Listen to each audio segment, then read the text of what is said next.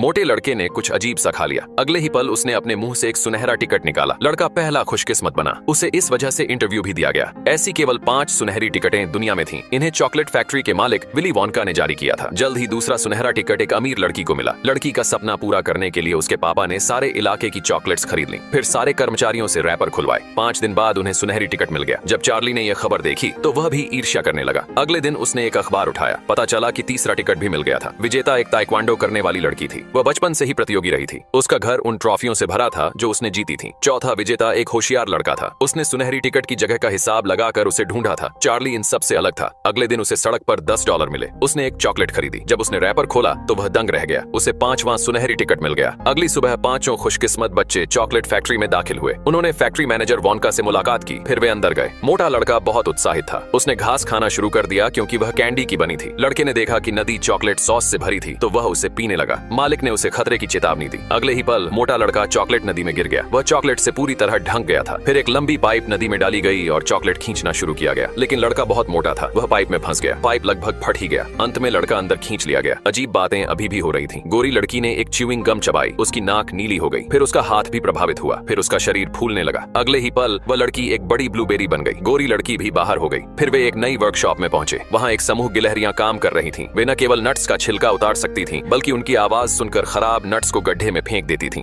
अमीर लड़की को ये गिलहरियां बहुत पसंद आईं। वह एक को पालतू बनाना चाहती थी, लेकिन जब लड़की ने हाथ बढ़ाया तो सारी गिलहरियां उस पर झपट पड़ी और उसे गिरा दिया। एक गिलहरी ने उसके सिर पर मारा और तय किया कि वह एक खराब नट है, तो गिलहरियों ने उसे गड्ढे में फेंक दिया। अंत में चार्ली विजेता बना। मालिक ने उसे चॉकलेट फैक्ट्री दे दी, लेकिन चार्ली ने इसे नहीं लिया क्योंकि वह बड़ा होकर एक अच्छा डॉक्टर बनना चाहता था।